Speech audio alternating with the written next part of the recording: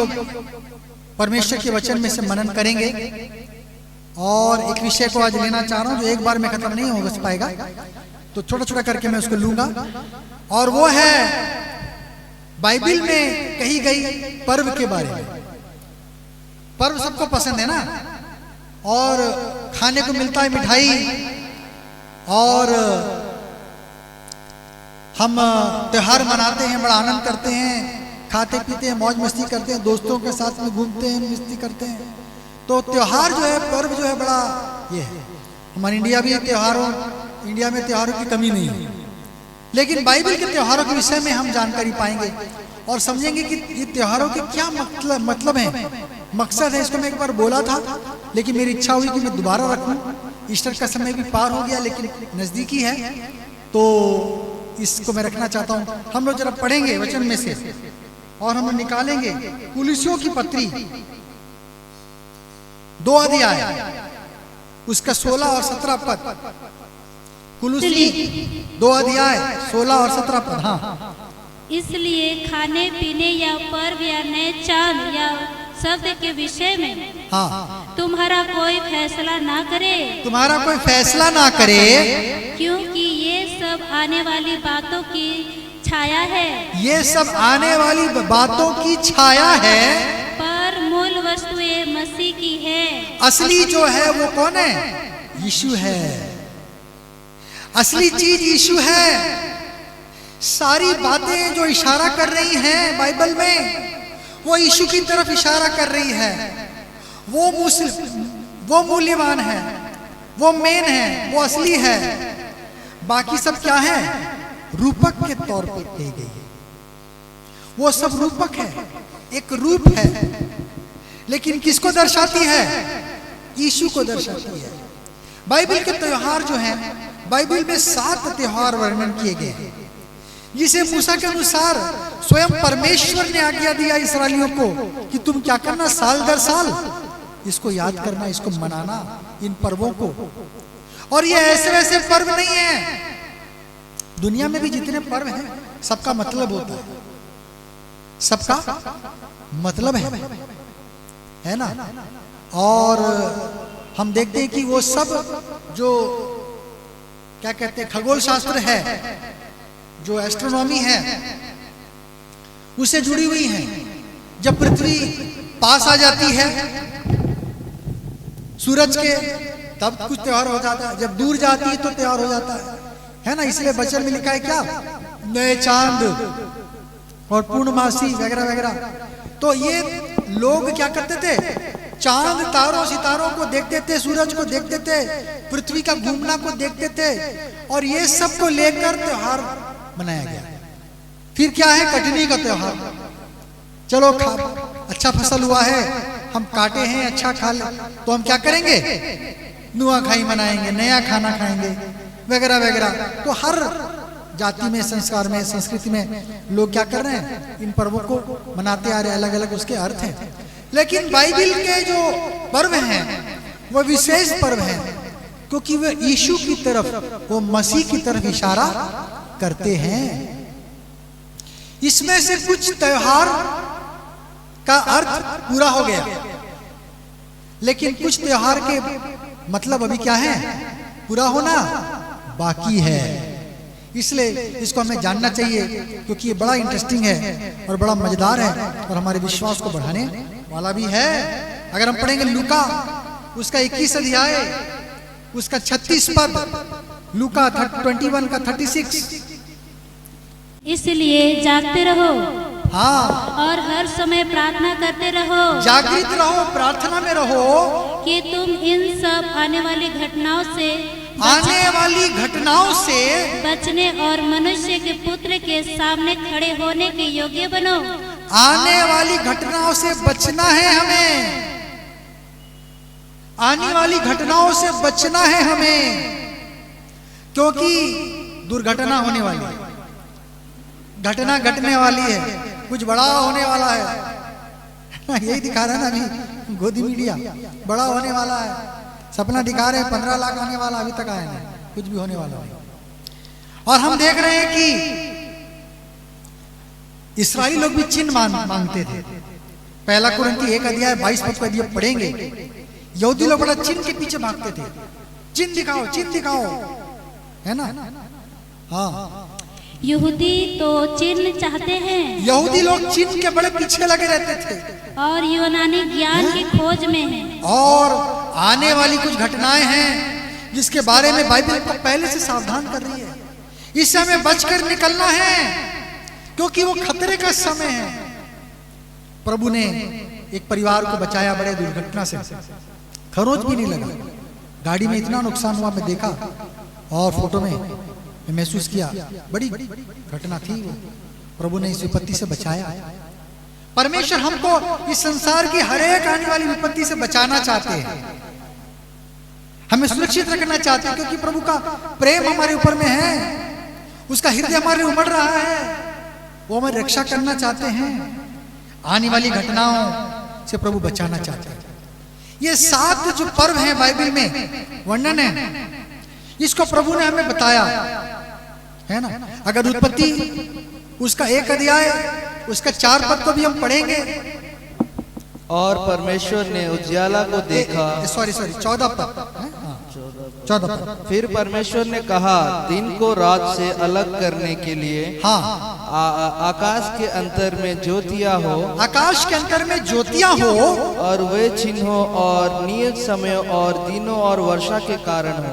वो चिन्हों के लिए हो, नियत समयों के लिए हो, है ना। वो चिन्ह के लिए रखे गए हैं। क्या चीज? आसमान में जो तारे सितारे हैं वो चिन्ह की दिखाते हैं। बाइबल भी बताती है बहुत सारे चिन्ह दिखाई देंगे आकाश में। प्रभु के आने के पहले क्या होगा? चंद्रमा लाल हो जाएगा, रेड मून, चंद्रमा लाल हो जाएगा, सूरज अंधियारा हो जाएगा। बहुत सारी बातें बाइबल बता रही है। चंद्रमा तो लाल हो रहा है, सूरज अंधियारा नहीं हुआ है, लेकिन जब लड़ाई छिड़ेगी, कुछ और घटना घटेगी, सूरज की रोशनी पृथ्वी में नहीं पहुंच पाएगी, तो सूरज एक तरह से क्या हो जाएगा? अंधियारा ही हो जाएगा। ये सब चिन्ह है। प्रभु ने चिन्ह रखा। यीशु का जन्म हुआ तो चिन्ह हुआ, है ना। प्रभु ने बोला क्या होगा? देखो एक चिन्ह दूंगा, और क्या होगा? कुमारी गर्भवती हो जाएगी। नॉर्मली कुमारी गर्भवती होती है क्या? नहीं, लेकिन चिन्ह है कि जब कुमारी गर्भवती होगी तब समझ जाना क्या होगा? मसीहा दुनिया में आ गया, है ना। जब यीशु पैदा हुआ तो ज्योतिषी आए देखने के लिए, उनके आगे क्या हुआ? एक तारा चमक रहा था, बड़ा तारा। ऐसा तारा उसके पहले या बाद में कभी भी नहीं चमका। प्रभु चिन्ह दिखाने वाला परमेश्वर है ना। दर्शन में बातें करने वाला परमेश्वर है। प्रभु आने वाली घटनाओं के बारे में जानकारी देने वाला परमेश्वर है। परमेश्वर हमको पहले से आगाह करता है। तो हम देखते हैं कि इन पर्वों के विषय में हम जरा सा देखेंगे और हम पढ़ेंगे लेवी व्यवस्था 23 अध्याय। लेवी व्यवस्था 23 अध्याय को रखे रहेंगे, यहाँ पर हम बार बार आएंगे। उसका 1 और 2 पद यदि हम पढ़ेंगे। फिर यहोवा ने मूसा से कहा, इजराइलियों से कहा कि यहोवा के पर्व जिसका तुमको पवित्र सभा एकत्रित करने के लिए नियत समय पर प्रचार करना होगा, मेरे वे पर्व में ये है। हाँ, ये सारे पर्व हैं जो मैं तुम्हें समझा रहा हूँ, बता रहा हूँ, इसको मानना। आगे 6 दिन काम काज किया जाए, पर 7वां दिन परम विश्राम का और पवित्र सभा का दिन है। उसमें किसी प्रकार का कामकाज ना किया जाए, वो तुम्हारे सब घरों में यहोवा का विश्राम दिन ठहरे। ठीक है। यहाँ पर हम देखते हैं प्रभु ने क्या किया? पर्व को पवित्र समझाया। ये पर्व क्या है? पवित्र पर्व है, पवित्र सभा है। बाइबल में कहीं हम जो पवित्र मनाते हैं त्योहार, उसमें कोई पवित्रता रहती है? नहीं रहती। लेकिन बाइबल में जो पर्व कहे गए हैं उसको बोला गया क्या है? पवित्र सभा, पवित्र पर्व। जब जाते हैं हम मिलते हैं, वो ऐसा वैसा नहीं है, हंसी खेल के लिए नहीं है, मौज मस्ती के लिए, टाइम पास के लिए नहीं है, मन बहलाने और एंटरटेनमेंट मनोरंजन के लिए नहीं है, पवित्र है। उसके पीछे क्या है? कुछ अर्थ है। अगर हम पढ़ेंगे निर्गमन की पत्री, उसका 12 अध्याय 1 और 2 पद, निर्गमन 12 अध्याय 1 और 2 पद। फिर यहोवा ने मिस्र देश में मूसा और हारून से कहा, हाँ, यह महीना तुम लोगों के लिए आरंभ का ठहरे। हाँ, यह महीना अर्थात निशान का महीना तुम्हारे लिए आरंभ का ठहरे। हाँ, आगे, अर्थात वह वर्ष का पहला महीना यही ठहरे। ये तुम्हारे पर्व के महीने का पहला महीना कौन हो जाएगा? निशान हो जाएगा। आगे, इज़राइल की सारी मंडली से इस प्रकार कहो, हाँ, इसी महीने के 10वें दिन को हाँ, तुम अपने अपने पितारों के घरानों के अनुसार, हाँ, घराने पीछे एक एक मेमना ले रखो। हाँ, और यदि किसी के घराने में एक मेमने के खाने के लिए हाँ, मनुष्य का काम हो तो हाँ, वह अपने सबसे निकट रहने वाले पड़ोसी के साथ प्राणियों की गिनती के अनुसार एक मेमना ले रखे। हाँ, बस हम यहाँ पर देखते हैं सबसे पहला पर्व इब्रानियों लोगों का एक कैलेंडर था। उस कैलेंडर का सबसे पहला महीना था तिशरी। हमारा कैलेंडर का पहला महीना क्या है? जनवरी। यहूदियों को कैलेंडर मूसा ने बनाया था, उनका चांद से जुड़ा कैलेंडर है। हर महीना में 30 दिन होता है, हर महीने में केवल 30 दिन होता है। फिर जो दिन घटते हैं उसके लिए हर 13वें साल में, अगर मैं गलत नहीं हूं तो मैं भूल जा रहा हूं, और उसमें एक पूरा महीना जुड़ जाता है। उस साल में उनका 13 महीना हो जाता है। इस तरह से उन लोग क्या करते हैं, उस कमी को पूरा कर देते हैं। लेकिन उनके महीना क्या होता है? 30 दिन का होता है। चांद बेस्ड, मून बेस्ड कैलेंडर है उनका। प्रभु ने उनको बताया इसको करने के लिए, और उनका जो पहला महीना क्या था? तिशरी का महीना था। लेकिन प्रभु ने बदल दिया, बोला त्योहारों के लिए एक अलग कैलेंडर। त्योहारों के लिए पहला महीना क्या होगा? निशान का महीना। निशान का जो महीना है वो हमारे लिए यही मार्च अप्रैल में आता है। हर साल आगे पीछे होता रहता है, और मार्च और अप्रैल के बीच में ये निशान का महीना गिरता है। ये महीना तुम्हारा जो पर्वों का जो कैलेंडर होगा वो अलग है। उस पर्व के कैलेंडर का पहला महीना क्या हो? निशान का महीना हो। और पहला पर्व क्या था? फसह का पर्व था। पहला पर्व क्या था? फसह का पर्व। उस समय यहूदी लोग कहां थे? मिस्र देश में बंधुआई में थे। प्रभु ने बोला मैं छुड़ाने जा रहा हूं, तुम लोग क्या करना? एक मेमना लेना। कब? 10वां दिन को चुन लेना। निशान का 10 तारीख को चुन लेना, और 14 तारीख को क्या करना? फसह का पर्व मनाना। 14वां तारीख को क्या करना? उस बकरे को मारना और उसको पकाकर भून कर क्या करना है? खाना है। सुबह तक कुछ भी रहने ना पाए, है ना। उसको आप अगर पढ़ेंगे आगे तो जरा पढ़ें, जहां तक पढ़ा था, हाँ उसको थोड़ा आगे पढ़ो। और निर्गमन 12 का जो है ना, जहां तक पढ़ा था उसी से आगे पढ़ो। और तुम हर एक के खाने के अनुसार मेमने का हिसाब करना। हाँ, तुम्हारा मेमना निर्दोष और 1 वर्ष का नर हो।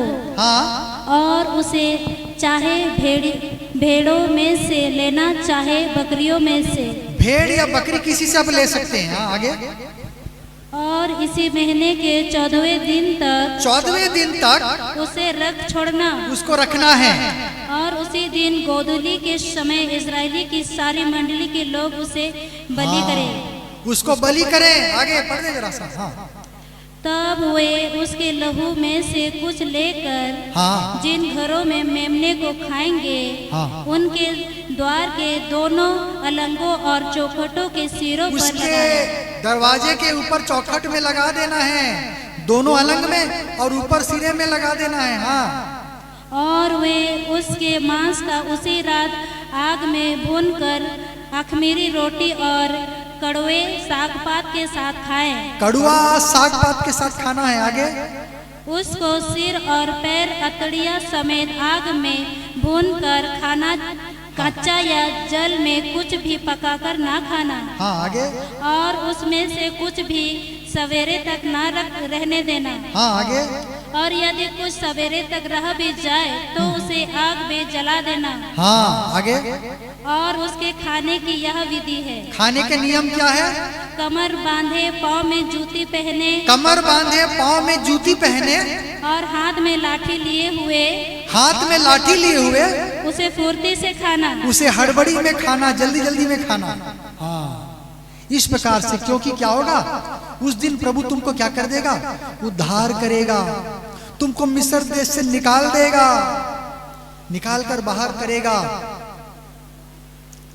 ये पहला पर्व था, क्या था? फसह का पर्व। मेमना लेना है, 14वां दिन को बलि करना है, उसको कमर बांधकर, जूती पहनकर, डंडा पकड़कर, हड़बड़ी में क्या करना है? आग में जलाकर कड़वे साग पात के साथ खाना है।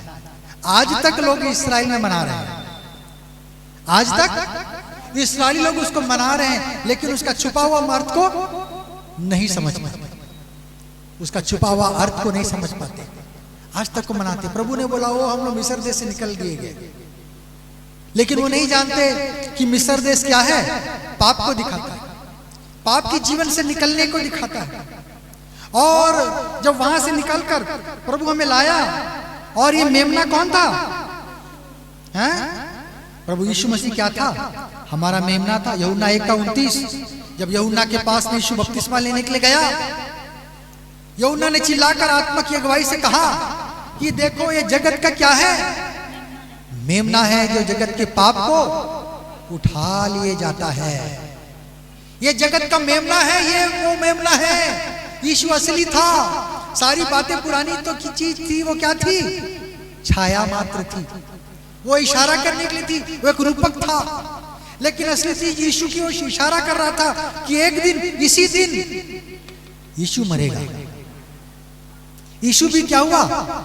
ठीक पसखा के दिन में ही क्रूस पे चढ़ाया गया, उसी दिन उसको मारा गया। शुक्रवार का दिन पड़ता है, असल में गुरुवार शाम 6 बजे से ही शुक्रवार चालू हो जाता है। यहूदी प्रथा के अनुसार 6 बजे से क्या हो जाता है? दूसरा दिन आ जाता है। तो गुरुवार को शाम 6 बज गया तो फसह उनका चालू हो गया, ठीक है ना। इसी प्रकार से यीशु 3 दिन क्रूस में, 3 दिन क्रूस में बोल रहा हूँ, 3 दिन वो मैंने अधोलोक में रहेंगे करके जो जिक्र है, 3 दिन के बाद मैं जी जाऊंगा, तो वो वचन के अनुसार वो गुरुवार से ही क्या थे, वो इस बात से वो चालू हो गया था। और हम देखते हैं कि फसह का जो मेमना वो कौन था? प्रभु यीशु मसीह था। पहला कुरिन्थी उसका 5 अध्याय उसका 7 पद को यदि हम पढ़ेंगे, परंतु अख़मीरी निकाल कर हाँ, अपने आप को शुद्ध करो कि अपने आप को शुद्ध करो, नया गुदा हुआ आटा बन जाओ, नया गुथा हुआ आटा बन जाओ, ताकि तुम अख़मीरी हो। हाँ, क्योंकि हमारा भी फसह जो मसीह है, हमारा फसह जो मसीह यीशु है, बलिदान हुआ है, वो बलिदान हो गया है। यीशु कब क्रूस पे चढ़ा? बाइबल जिक्र कर रही है वो निसान का 14 तारीख था। निसान महीने का 14वां तारीख को यीशु मसीह क्या हुआ? क्रूस में चढ़ा। उस दिन उनका फसह का पर्व मनाया जाता था। हमने भी इस साल जो गुड फ्राइडे मनाया, कब मनाया था? 18 अप्रैल। 18 अप्रैल को यहूदी लोगों का क्या था? फसह का पर्व था। उनके जो फसह के पर्व में हमारा गुड फ्राइडे जुड़ हमेशा उस दिन ही बनेगा। ये ऐसा ही जुड़ा हुआ है। प्रभु ने ऐसा कैलेंडर बनाया, वो हमेशा शुक्रवार ही पड़ेगा, वो कभी बुधवार नहीं होगा। प्रभु ने ऐसा ही कैलेंडर बनाया साल भर साल। और हम देखते हैं कि यीशु मसीह क्या था? हमारा फसह का मेमना था। ये सब पर्व जो था वो बलि चढ़ा रहे थे, उनको नहीं मालूम था। अब्राहम को भी प्रभु ने क्या किया? बोला अपने बेटे को चढ़ा। मोरिया पर्वत पर ले गया, चाकू भी उठा लिया। प्रभु के स्वर्गदूत ने आके से रोका, बोला अब्राहम रुक जा, मैं तेरे विश्वास को क्या कर लिया? जान लिया है, तू निश्चय आशीष पाएगा। और तब उसने क्या देखा? एक भेड़ फंसा हुआ है। कहां पर? झाड़ियों में, कटीली झाड़ियों में फंसा हुआ है, निकल नहीं पा रहा है। यीशु को भी कटीली झाड़ी मिला। वो कौन था? मसीह यीशु था। यीशु को भी क्या हुआ, कांटों का ताज क्या हुआ, सिर पे पहनाया गया, है ना। हम देखते हैं जो चीजें लिखी गई वो क्या है, सब जुड़ जाती हैं एक दूसरे से, है ना। और एक बार जब सांप, जहरीले सांप ने काटा उनको, तो मूसा को प्रभु ने बोला क्या करो, पीतल का कांसे का सांप बनाकर एक खंबे पे लटका के जो देखेगा क्या हो जाएगा, बच जाएगा। खंबा क्या है, क्रूस को दिखाता है। सांप किसको दिखाता है, पाप को दिखाता है, जगत के सारे पापों को दिखाता है। यीशु जगत के सारे लोगों के पापों को लेकर क्रूस पे चढ़ गया। पुराना नियम क्या है, में यीशु मसीह छुपा हुआ है। नए नियम में क्या है, यीशु उभरा हुआ है, उभरा हुआ है। यीशु क्या है, साफ साफ हमें दिखाई दे रहा है नए नियम में। पुराने नियम में भी क्या है, यीशु मसीह का वजूद था लेकिन गुप्त रूप से छुपा हुआ था। फसह का जो ये पर्व था, ये यीशु मसीह के बलिदान को दिखाता। यहूदी लोग आज भी फसह मना रहे, उनको पता नहीं कि यीशु के लिए था कि उस दिन यीशु को अपने पुत्र को मैं भेजूंगा तो तुम्हारे और तुम्हारे पापों के, जगत के पापों के लिए क्या करेगा, क्रूस पे चढ़ेगा। उस दिन तुम्हारा उद्धार हो जाएगा, उस दिन तुम पापों से छूट पाओगे, मिस्र देश से तुम निकल पाओगे, पाप की नगरी से तुम्हारा उद्धार हो जाएगा, है ना। फसह का मेमना कौन है, प्रभु यीशु मसीह। प्रकाशित वाक्य में भी वर्णन है क्या उस मेमने के बारे में, 5 अध्याय 1 और 2 पढ़ेंगे यदि। जो सिंहासन पर बैठा था, हाँ, मैंने उसके दाहिने हाथ में हाँ, एक पुस्तक देखी, एक पुस्तक देखी जो भीतर और बाहर लिखी हुई थी, हाँ, और वह 7 मोहर लगाकर बंदी की गई थी। 7 मोहर लगाकर बंद की गई थी। हाँ। फिर मैंने एक बलवान स्वर्गदूत को देखा जो ऊंचे शब्द से यह प्रचार करता था, हाँ, इस पुस्तक के खोलने वाले और उसकी मोहरें तोड़ने के योग्य कौन है। इसको खोलने के योग्य कौन है। परंतु ना स्वर्ग में, ना पृथ्वी पर, ना पृथ्वी के नीचे कोई, स्वर्ग पृथ्वी पाताल कहीं पर कोई नहीं मिला। हाँ। खोलने या उस पर दृष्टि डालने के योग्य नहीं। हाँ। तब मैं फूट फूट कर रोने लगा, तब यूहन्ना रोने लगा, क्योंकि उस पुस्तक के खोलने या उस पर दृष्टि डालने के योग्य कोई न मिला। कोई भी योग्य नहीं मिला उस पुस्तक को खोलने के। आगे इस पर उस प्राचीनों में से एक ने मुझसे कहा, तो एक प्राचीन ने बोला यूहन्ना को, मत रो, मत रो। देख यहूदा के गोत्र का वह सिंह, जो यहूदा के गोत्र का वो सिंह दाऊद का मूल है, दाऊद का मूल है, उस पुस्तक को खोलने और उसकी 7 मोहरें तोड़ने के लिए जयवंत हुआ है। वो जयवंत हुआ है। उसको आगे अब पढ़ लेना, देख लेना बाद में। वो कौन है मेमना, प्रभु यीशु मसीह है। फसह का पर्व जो है हम मनाते हैं, वो दरअसल यीशु के क्रूस चढ़ने को दर्शाया गया। दरअसल इनके त्योहार को 3 हिस्सों में बांटा गया। अगर हम पढ़ेंगे निर्गमन 23 अध्याय उसका 14 पद, निर्गमन 23 अध्याय 14 पद पढ़ेंगे। प्रति वर्ष 3 बार मेरे लिए पर्व मनाना, प्रति वर्ष 3 बार मेरे लिए पर्व मनाना। जो त्योहार थे वो 7 त्योहार थे, लेकिन वो ऐसे थे कि 3 अलग अलग महीने में मनाए जाते थे। 3 त्योहार निसान के महीने में, जो हमारे मार्च या अप्रैल में पड़ता है, 3 त्योहार आते हैं। एक त्योहार जून का महीना में आता है, ठीक है, जो उनका हिसाब से सिवान का महीना पड़ता है, हमारे कैलेंडर से जून का महीना पड़ता है। और फिर से 3 जो त्योहार बचे हैं, वो 3 त्योहार तिश्री नाम के अंतिम महीने में, यहूदी जो हमारे कैलेंडर के सितंबर महीने में पड़ता है ना, उसमें 3 त्योहार मनाए जाते थे। अप्रैल में 3, जून में 1 और सितंबर में 3 त्योहार। तो 3 बार मिला। और थोड़ा आगे पढ़ो, उसको थोड़ा बंद कर दिया क्या। मेरी रोटी का पर्व मनाना, हाँ। उसमें मेरी आज्ञा के अनुसार अबीब महीने के नियत समय पर 7 दिन तक अख़मीरी रोटी खाया करना, हाँ। क्योंकि उसी महीने में तुम मिस्र से निकल आए थे। मुझको कोई छूछे हाथ अपना मुंह न दिखाए। जब तेरी बोई हुई खेती की पहली उपज तैयार हो। निर्गमन 23 का 14 पढ़ा ना आपने, हैं? ये सब लिखा है। तो हम देखते हैं कि यहाँ पर फसह का पर्व हमने देखा है ना, इसको कई बार समझाया गया, इसलिए बार बार और मैं समझाऊंगा समय को। दूसरे पर्व में हम जाएंगे। दूसरा पर्व जो है क्या है? लेवी व्यवस्था 23 अध्याय 5 पद। पहले महीने के 14वें दिन को 6 पद और उसी महीने के 15वें दिन को, उसी दिन के 15वें दिन को यहोवा के लिए अख़मीरी रोटी का पर्व हुआ करे। दूसरा पर्व क्या आ गया? अख़मीरी रोटी का पर्व। पहला पर्व 14 तारीख को था, निसान महीना, हमारा अप्रैल महीना। वो क्या है? फसह का पर्व। यीशु उस दिन बलिदान हुआ। दूसरा त्योहार क्या था? ठीक उसके अगले दिन 15वें दिन को मनाना। कौन सा त्योहार? अख़मीरी रोटी का त्योहार। मैं पूछूंगा, इसलिए बड़ा ध्यान से सुनना है। थोड़ा नहीं डराने से लोग बिंदास सो जाते हैं ना। तो हम देखते हैं कि 15वें दिन को क्या है? अख़मीरी रोटी का पर्व मनाना। उसमें क्या करना है? कोई भी 7 दिन के लिए लोग क्या करते हैं? खमीर डालते हैं। जैसे कि ब्रेड बनता है, उसमें ईस्ट डाला जाता है। ईस्ट क्या करता है? उसको रात भर छोड़ देते हैं मिलाकर, वो उसको फुला देता है। खटाई थोड़ा सा रहता है, वो उसको डबल कर देता है।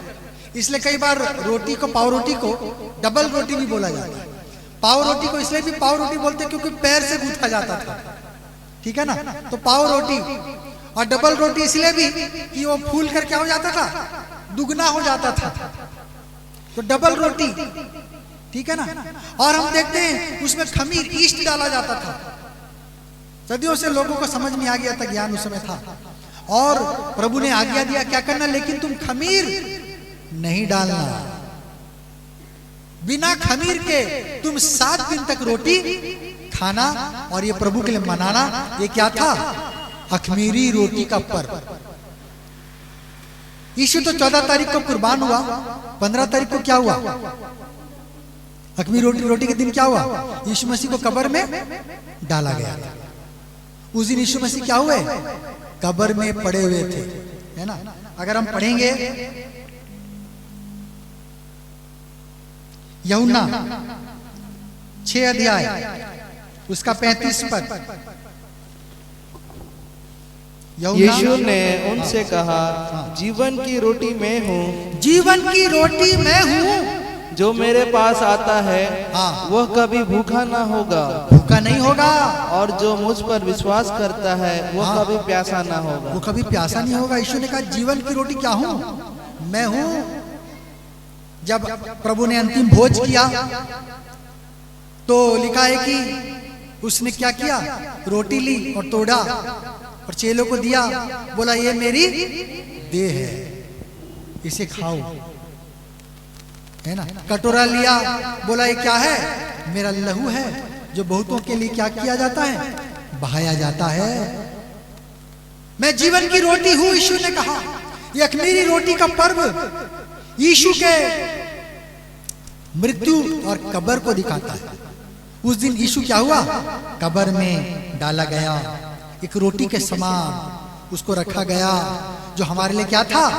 जीवन का रोटी था। अगर हम पढ़ेंगे लूका उसका 22वां अध्याय 1 पद, लूका 22 अध्याय 1 पद। अख़मीरी रोटी का पर्व जो फसह कहलाता है, निकट था और प्रधान याजक और शास्त्री इस बात की खोज में थे कि उसको कैसे मार डाले।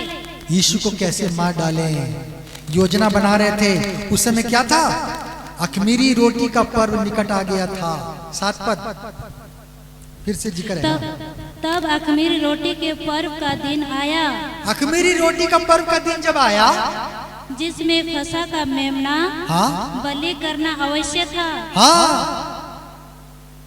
और यीशु ने पतरस और यूहन्ना को यह कहकर भेजा, मेरे लिए क्या करो? एक जगह तैयार करो जहां पर मैं अंतिम समय, अंतिम बार तुम्हारे साथ क्या करना चाहता हूँ? भोजन करना चाहता हूँ।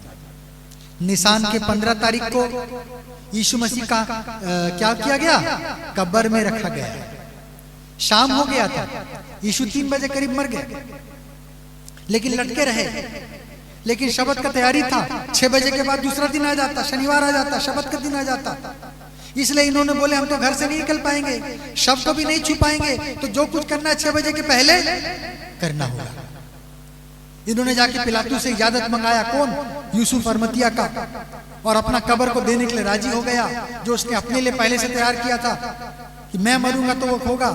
लेकिन उसने देखा कि एक बड़ा महान भविष्यवक्ता था यीशु, और ऐसा था, इस व्यक्ति को मैं अपना कब्र दे दूंगा। प्रभु ने उसके मन में डाला,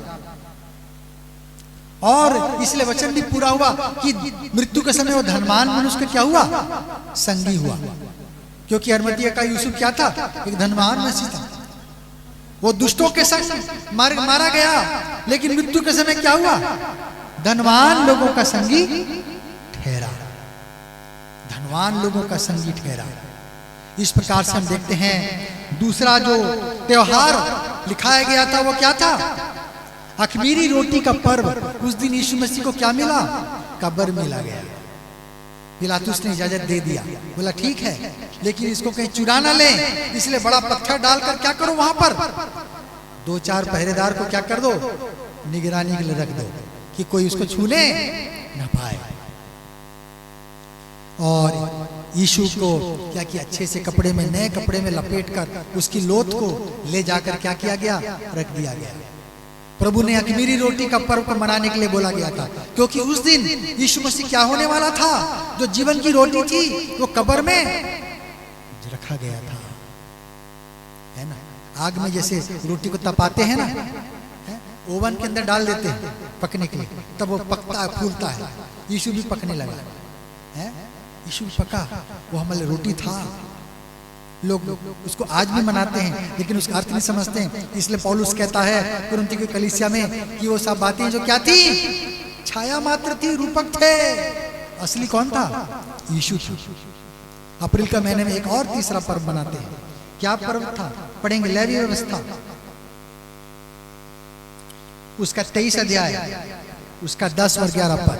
हाँ, इस्राएलियों से कहा कि मूसा को प्रभु ने बोला, इस्राएलियों से तू बताना, जब तुम उस देश में प्रवेश करो, हाँ, जिससे यहोवा तुम्हें देता है, हाँ, और उसमें के खेत काटो, हाँ, तब अपने अपने पके खेत की पहली उपज का अपने खेत की पहली उपज को, धीरे धीरे पढ़ना है तब समझ में आएगा। हाँ, अपने अपने खेत की पहली उपज को, और वह उस फूले को यहोवा के सामने हिलाए कि यहोवा के सामने हिलाए। हाँ, वह तुम्हारे निमित्त ग्रहण किया जाए। वो तुम्हारे निमित्त ग्रहण किया जाए। ये कौन सा त्योहार? तीसरा त्योहार क्या था? हैं? नए उपज का पर्व। नए उपज का पर्व, तीसरा पर्व, जो कि ठीक 17 तारीख को मनाना था। पढ़ो, हाँ, आगे जाए। विश्राम दिन के दूसरे दिन हिलाए। विश्राम दिन के दूसरे दिन, विश्राम दिन कब होता है? शनिवार का दिन। तो उसका दूसरा दिन क्या हो गया? रविवार का दिन। तो नए उपज का जो त्योहार था वो कब मनाया जाता था? रविवार को मनाया जाता था। ये तीनों लग के थे, 14, 15, 16, ठीक है ना? 14 निसान, 15 निसान और 16 निसान, 3 दिन लगातार ये पर्व थे। पहला फसह का पर्व, दूसरा दिन अख़मीरी रोटी का पर्व, तीसरा दिन नए उपज का पर्व, पहला उपज का पर्व हम कह सकते हैं। इसको तुम मनाना। और हम देखते हैं कि इस दिन क्या हुआ था। पहला कुरिन्थी 15 अध्याय 20 पद जरा पढ़ेंगे। पहला कुरिन्थी 15 का 20। परंतु सचमुच मसीह मुर्दों में से जी उठा है। सचमुच मुर्दों में से यीशु जी उठा है।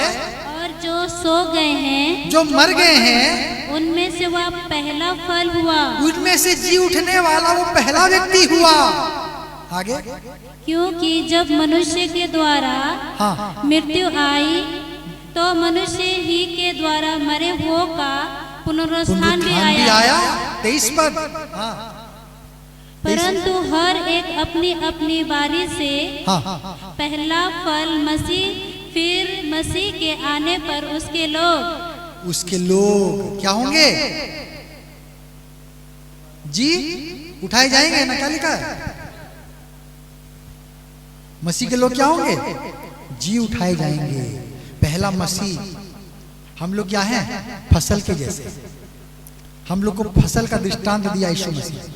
यीशु ने कहा है ना, एक दृष्टांत कहा कि एक बार एक किसान ने किया कि अपने खेत में उपज लगाया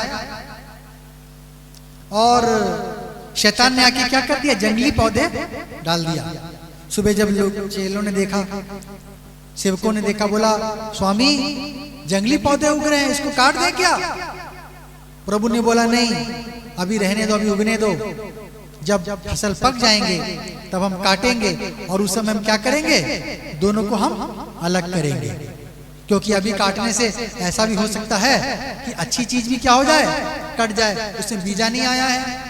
जब बीजा आएगा तो कटना ही कटना है, फसल को तो काटना ही पड़ेगा। अभी लेकिन नहीं कटना, अभी हम काटने जाएंगे तो जंगली पौधों के साथ में क्या हो जाएगा? अच्छा पौधा भी कहीं कट ना जाए। बीज फलने के पहले ही कट जाएगा तो किसी काम का नहीं होगा। अभी उसको क्या करो? बढ़ने दो। फिर प्रभु ने उसका अर्थ समझाया था। क्या समझाया था अर्थ? कटनी क्या है? जगत का अंत है। ये फसल क्या है? लोग हैं। जो अच्छी फसल क्या है? धर्मी लोग हैं। और जो जंगली पौधे क्या हैं? शैतान के लोग हैं, जो उसकी इच्छा पूरा करते हैं। जंगली पौधे कोई अच्छाई नहीं, उसमें कोई भलाई नहीं, कुछ काम की नहीं, बुराई निकल रही, उसका जीवन बुराई से भरा हुआ है, उनका जीवन। ये फसल कौन था? यीशु मसीह मरे हुए से जी उठने में पहला उठा था। हालेलुया, है ना। प्रभु ने बोला क्या करना है? पहले उपज का कुल्ला के हिलाना। प्रभु का है सब कुछ पहला। तो यीशु मरे हुए में से जी उठने में कौन था? पहला उठा था। तो ये पहले उपज का फल किसको दिखाता है? प्रभु यीशु मसीह के पुनरुत्थान को दिखाता है, यीशु मसीह के जी उठने को दिखाता है। क्योंकि यीशु उस दिन क्या हुआ था? जी उठा था। हालेलुया। तो हम देखें 3 त्योहार जो क्या लग के हैं, अप्रैल के महीने में प्राय होते हैं, कभी कभी मार्च भी आ जाता है, लेकिन प्राय अप्रैल में ही आते हैं सब चीज। और हम देखते हैं कि तीनों लग के हैं, शुक्रवार, शनिवार और रविवार। हर साल ये क्या होंगे? शुक्रवार और शनिवार और रविवार ही पड़ेगा, दूसरा दिन नहीं पड़ेगा। प्रभु ने इस्राएलियों का कैलेंडर को ऐसा बनवा दिया है ना कि हमेशा क्या पड़ेगा? ये उसी समय उसी वार को ही पड़ेगा, वो बदलेगा नहीं। तो हम देखते हैं कि ये तीनों त्योहार, पहला त्योहार क्या था? फसह का त्योहार, दूसरा क्या था? अखमीरी रोटी, और तीसरा क्या था? पहली उपज का फसल का त्योहार, जो कि यीशु के पुनरुत्थान को दिखाता है ना। और फसह का पर्व यीशु के मरने को दिखाता है, अखमीरी रोटी का पर्व यीशु के गाड़े जाने को दिखाता है। हालेलुया, है ना। तो हम देखते कि ये तीनों जो त्योहार हैं वो पूरे हो चुके हैं। अब कितने बचे हैं? 7 में से 3 हुए, तो कितने बचे? 4 त्योहार बचे हुए है ना। क्या क्या त्योहार है अगले हफ्ते हम लोग देखेंगे। और वो अभी पूरा होना बाकी है। नहीं, एक और पूरा हो चुका है, एक त्योहार और पूरा हो चुका है, पिंतीकुस्त का दिन वो पूरा हो चुका है। लेकिन और बाकी जो 3 त्योहार हैं वो क्या है? पूरा होना बाकी है। Praise the Lord. प्रभु इस वचन के द्वारा हमें आशीष दे। आइए हम लोग